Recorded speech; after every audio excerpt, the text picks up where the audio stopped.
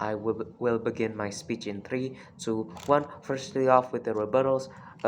Firstly, the proposition team said that they would make addiction and poverty liable for rehab, while drug dealers get the criminal punishment based on their impact that destroys communities. If this is true, then wouldn't addiction and prostitution also affect communities in a negative way, because addiction can propagate more people to try drugs, because maybe one of your friends or maybe someone you know are an addict, and can ask you for them to buy drugs, or ask others to join in to have fun. And also prostitution, that is a business and can grow fast and propagate all over a community. Wouldn't that also impact it in a negative way?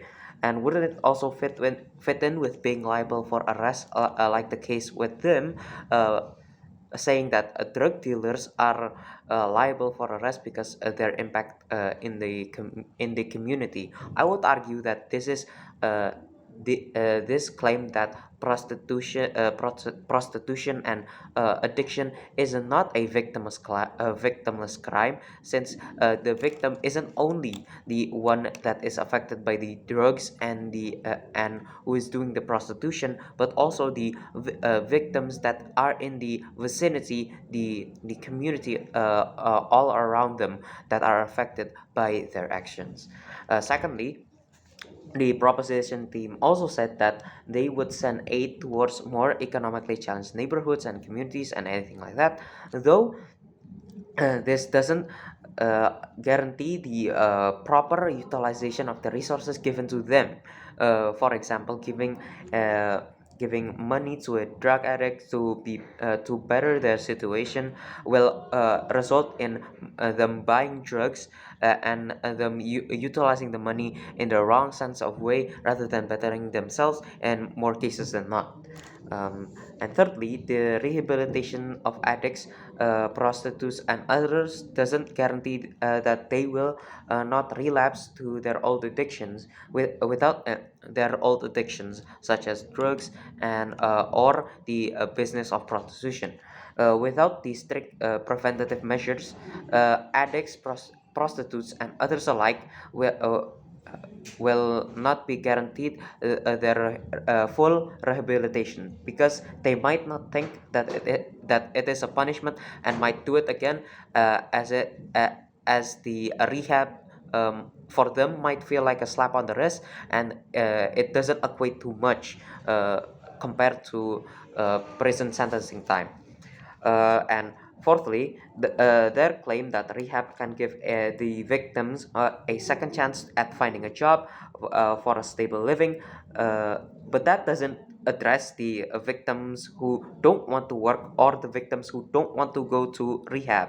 Not all victims of victimless crimes are willingly want them to willingly want themselves to go to rehab for some reasons, such as they want to continue being something like a prostitute, or for money, or because they are too lazy, or because they want to continue using drugs, such as the case with addicts. The proposition team has not addressed that. On to my setup. Today, most crimes and their perpetrators are treated as criminals, as they are given a sentence and punishment to go alongside with their crimes. This is done to assure the safety of people and the government, to enforce the government's order and bring justice to the criminals. The mechanism of this is the form of justice. In this case, is the incarceration of criminals, which are the people who cause harm to others, and the incarceration serves to keep these people away from others and prevent them from doing crimes, as well as handing criminals punishments for their actions and its effects, to achieve the protection of people and serve justice, from sending criminals to jail, and such. And that's why we would like to support the incarceration of all criminals, including victimless crimes, to achieve the protection of innocent people and uphold justice.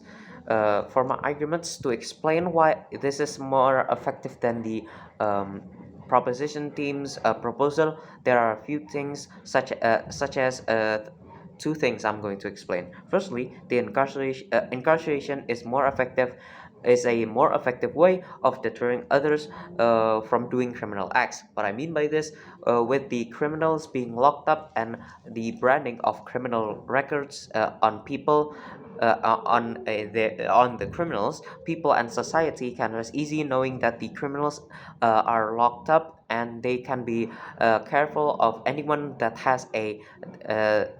that has a criminal record by themselves. This incentive to the deterrence of criminal actions this incentivizes the deterrence of criminal actions because of the social stigma built by them having criminal records, and the people and society knowing how to knowing that they have it, and they can also form ideas about being careful and being and forming social stigmas around it, ultimately preventing them from doing the crime and deterring the incentivization of doing it. And secondly, incarceration is more effective at protecting people and serving justice.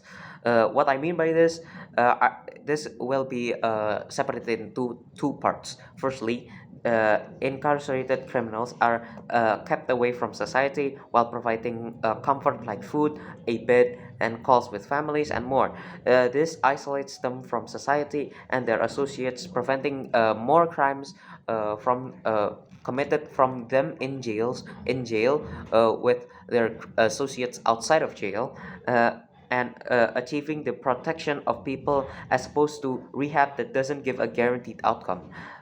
Secondly, the incarceration gives punishment to those who deserve it, which effectively serves justice and increased trust in the government rather than rehab. On our side, the protection of innocent people uh, uh, and effectively serving justice on our side, we achieve the protection of people and effectively serve justice and increase the trust of the government rather than on their side, which doesn't have a guaranteed outcome and consists of claims and